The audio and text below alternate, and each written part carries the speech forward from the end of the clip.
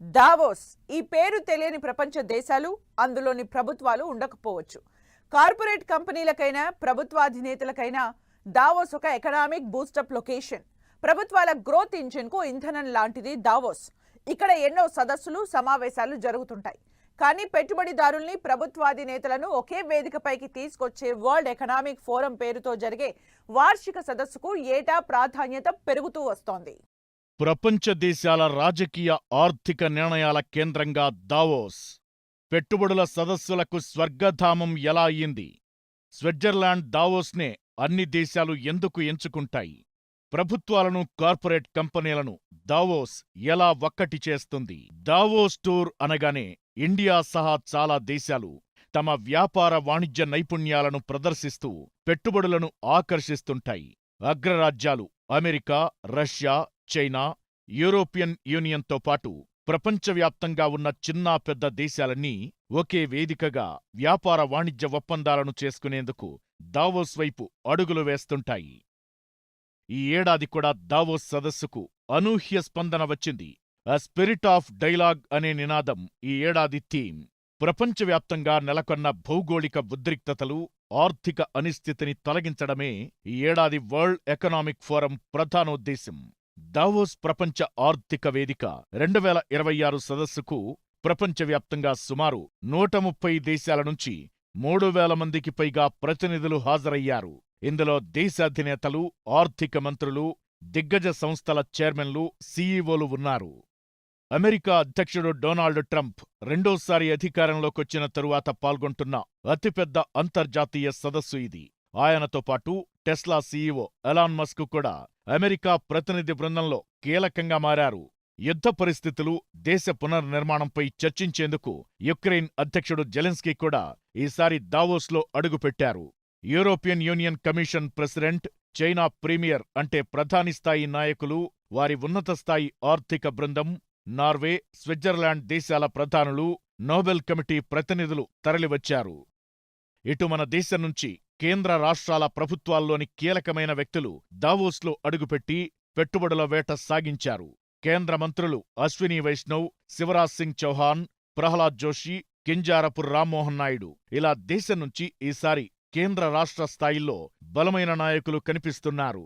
AP నుంచి CM Chandrababu, Nara Lokesh, Telangana నుంచి IT, పరిశ్రమల శాఖ ఉన్నతాధికారులు, మహారాష్ట్ర నుంచి ఫడ్నవీస్, ఏక్నాథ్ షిండే ఇలా చాలామంది ప్రముఖులు హాజరయ్యారు. దావోస్ అంటేనే వ్యాపారవేత్తల సమ్మేళనం. ఈసారి వరల్డ్ ఎకనామిక్ ఫోరంలో గూగుల్ నుంచి సుందర్ పిచాయ్, మైక్రోసాఫ్ట్ సత్య నాదెళ్ల, కృత్రిమ మేధ ఓపెన్ ఏఐ, చాట్జీపీటీ పితామహుడు శామ్ ఆల్ట్మన్, భారతీయ బిజినెస్ లీడర్లు రిలయన్స్ కంపెనీ నుంచి ముఖేష్ అంబానీ, అదానీ గ్రూప్ నుంచి గౌతమ్ అదానీ, టాటా సన్స్ నుంచి ఎన్ చంద్రశేఖరన్, విప్రో నుంచి రిషద్ ప్రేమ్జీ అటెండ్ అయ్యారు.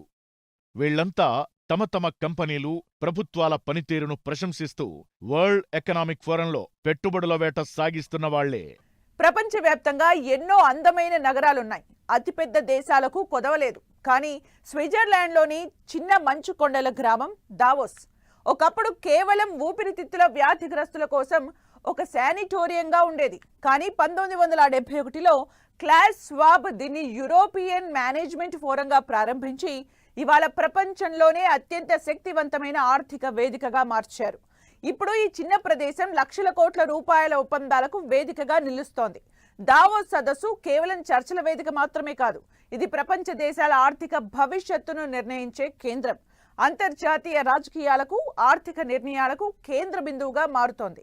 లక్షల కోట్ల రూపాయల విలువైన ఒప్పందాలపై ఆయా రాష్ట్రాలు, దేశాల ప్రతినిధులు సంతకాలు చేస్తుంటారు. పెట్టుబడిదారులకు, దేశాధినేతలకు దావోస్ ఒక ఆర్థిక ఒప్పందాల అద్భుత వేదిక. వ్యాపారవేత్తలకు స్వర్గధామంగా మారింది. ఇందుకు కొన్ని బలమైన కారణాలే ఉన్నాయి.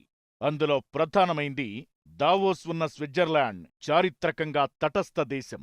యుద్ధాలకు దూరంగా, రాజకీయ వివాదాలకు తావు లేకుండా ప్రపంచంలోని ఈ దేశం పక్షాన వివాదాల్లో తలదూర్చకుండా ఉంటుంది. అందుకే బద్ధశత్రువులైన దేశాల నాయకులు కూడా ఇక్కడ ఒకే టేబుల్ పైన ఎదురెదురుగా కూర్చుని వ్యాపార వాణిజ్య ఒప్పందాల గురించి మాట్లాడుకుంటుంటారు. ఈ ప్రాంతానికి ఉన్న ప్రత్యేకత అలాంటిది.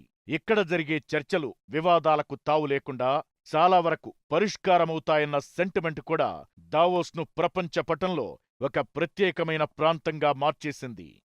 దావోస్ సదస్సు ప్రత్యేకత ఏంటంటే, ఇక్కడ ప్రపంచంలోని టాప్ రేంజ్లో ఉన్న 1% ప్రముఖ వ్యక్తులు కనిపిస్తారు. ఒకే గదిలో గూగుల్ సీఈఓ, అమెరికా అధ్యక్షుడు, నోబెల్ గ్రహీత, ఒక స్టార్టప్ వ్యవస్థాపకుడు, ఇలా స్థాయి భేదాల్లేకుండా చిన్నా పెద్ద దేశాలు, నాయకులు, కంపెనీల ప్రతినిధులు కలిసి మాట్లాడుకునే అరుదైన ఒప్పందాల వేదిక. సూటు బూటు కాన్ఫరెన్స్ హాల్, వందల మంది ప్రతినిధులున్న ఫార్మల్ మీటింగ్స్ కంటే కాఫీ తాగుతూ, లాన్లో నడుస్తూ చేసుకునే ఇన్ఫార్మల్ చాట్స్తోనే $1 బిలియన్ ఒప్పందాలు కుదురుతుంటాయిక్కడ. దావోస్ భౌగోళిక పరిస్థితులు అన్ని దేశాలను ఆకర్షిస్తాయి. స్విట్జర్లాండ్ అంటే మంచు కురిసే దేశం. దావోస్ కూడా ప్రకృతి రమణీయమైన ప్రదేశం. యూరోప్లోనే అత్యంత ఎత్తైన నగరమిది. సముద్ర మట్టానికి 5120 కిలోమీటర్ల ఎత్తులో ఉంటుంది. చుట్టూ పెట్టని కోటగోడల్లా మంచు కొండలతో ఉండటం వల్ల ఇక్కడ భద్రత కల్పించడం సులభం. బయటి ప్రపంచం నుంచి దూరంగా ఏకాంతంగా ఉండటం వల్ల వివిధ దేశాల నాయకులు, కార్పొరేట్ సంస్థల ప్రతినిధులు, వివిఐపీలంతా ఎలాంటి ఆటంకాలు లేకుండా తమ భవిష్యత్ ప్రణాళికలపై దృష్టి పెట్టగలుగుతారు. ఈసారి దావోస్లో 10,000 చదరపు అడుగుల విస్తీర్ణంలో భారీ ఎత్తున ఇండియా పెవిలియన్ ఏర్పాటు చేశారు. 2026లో భారత్ 7.3% వృద్ధి రేటును నమోదు చేస్తుందని IMF అంచనా వేసింది. దీంతో పెట్టుబడిదారులందరూ భారత్ వైపు ఎక్కువగా మొగ్గు చూపుతున్నారు. ఏపీ, తెలంగాణ ముఖ్యమంత్రులు దావోస్ పర్యటనలతోనే వేల కోట్ల రూపాయల ఒప్పందాలతో ఐటీ, ఫార్మా, ఇతర రంగాలకు చెందిన కంపెనీలను తమ రాష్ట్రాలకు తీసుకొస్తున్నారు. దావోస్లో ఏటా చేసుకుంటున్న వ్యాపార, వాణిజ్య, రాజకీయపరమైన చర్చలు, ఒప్పందాల వల్ల దీని కీర్తి విశ్వవ్యాప్తమైంది. దావోస్ పెట్టుబడుల సదస్సుకు వెళ్లడమనేది ఒక స్టేటస్ సింబల్లా మారింది. ఇక్కడి నుంచి ఆహ్వానం అందిందంటే ఆ సంస్థ అంతర్జాతీయ స్థాయిని సూచిస్తుంది. ఎకనామిక్ ఫోరంలో విలువైన చర్చలు జరుగుతాయి. ఇక్కడ చర్చించే అంశాలు అన్ని దేశాలపై ప్రభావితం చూపుతాయి. పాలసీలుగా మారి వెంటనే పాటించే స్థితికి చేరుతాయి. వరల్డ్ ఈసారి ఏఐ విప్లవం, కృత్రిమ మేధ వల్ల ఉద్యోగాలు, భద్రతపై ప్రభావం, పలు దేశాల్లో యుద్ధాల వల్ల ఏర్పడుతున్న ఉద్రిక్తతలు, ప్రపంచ శాంతి, వాతావరణ మార్పులు, చమురు, ఇంధనాల నుంచి క్లీన్ అండ్ గ్రీన్ ఎనర్జీకి మారడం, ఇలా చాలా భవిష్యత్ను నిర్ణయించే, ప్రభావితం చేసే అంశాలపై చర్చించారు. అందుకే దీన్ని ప్రపంచ రాజకీయ, ఆర్థిక, సామాజిక దిక్సూచిగా అభివర్ణిస్తారు. సాధారణంగా ప్రభుత్వాలు, కార్పొరేట్ కంపెనీలు వేర్వేరుగా పనిచేస్తాయి. ఈ రెండూ కలిసే అరుదైన వేదిక దావోస్ వరల్డ్ ఎకనామిక్ ఫోరం.